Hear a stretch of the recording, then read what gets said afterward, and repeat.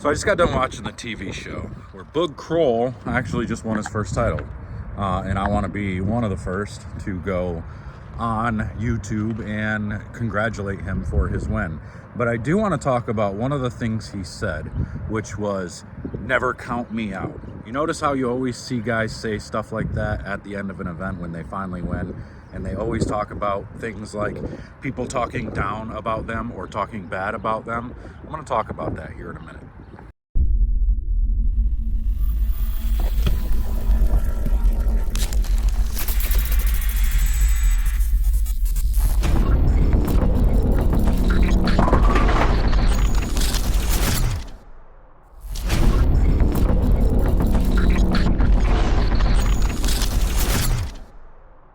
Covers beginning Friday, March 15th with the All-Star Skills Showdown 6 Eastern on FS1. Coming up next, NASCAR race day in Las Vegas. For Randy Peterson, Kimberly Press, our entire crew, I'm John Fanta. David Boog Kroll is your Delaware Classic champion.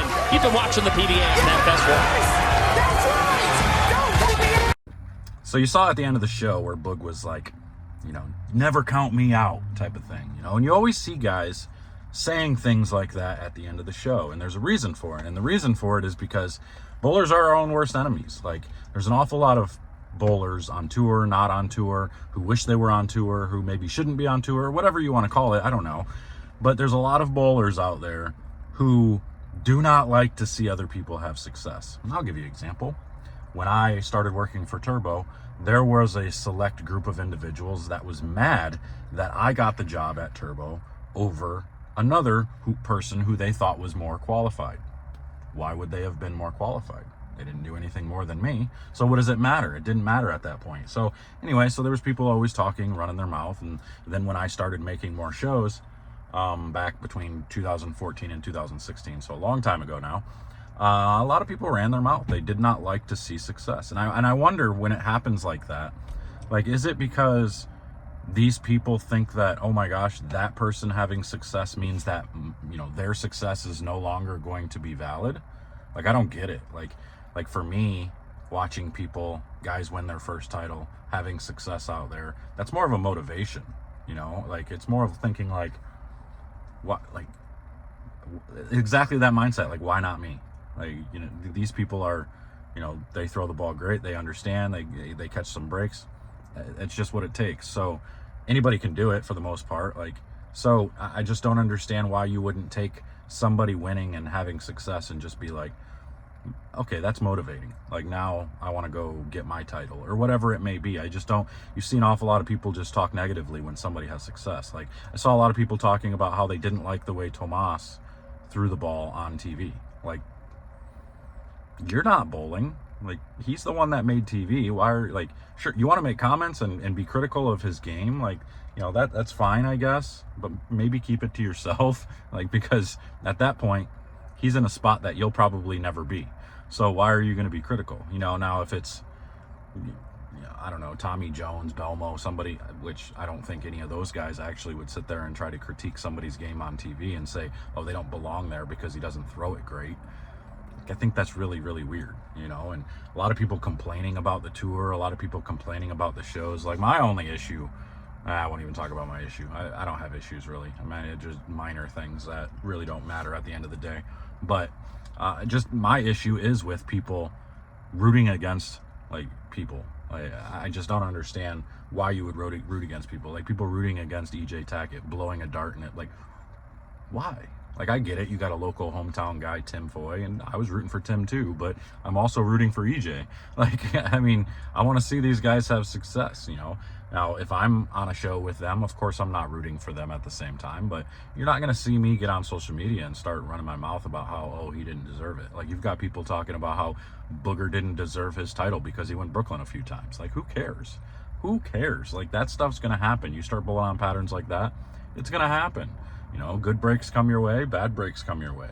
Now, he may go into the very next event. He may go to the Masters and miss the cut completely, because now those good breaks that he got here are going to come back and he's it may affect him at the Masters or something. They always round out somehow. Would he be mad about that? I don't know. I think I'd rather take the title and miss a cut than have all the good breaks or whatever that take away the title, or make everything equal and take away the title. So you know what I'm saying. But it is frustrating to see so many people vocal on social media, and I think it's mostly just because they can hide behind a screen name and they can talk trash. Like, I used to have people that would make fake accounts and stuff about me, and I always used it to my advantage, and I'd share it and show people what people were saying, and it was always hilarious. Like, I always say, like, yeah, I stir up some controversy here and there, but I do it for a reason, because people like to see real. People like to see people actually talk, you know, real, rather than be fake and, you know, all this other garbage. So I always said, for every one person that didn't like my honesty, I gained 10 followers because of it. So for those of you that do appreciate the honesty and not being fake, I mean, I could sit here and make promos and commercials for people all the time and be fake and tell you how every ball's the greatest in the world and how everybody's a perfect person, and what good is that going to do?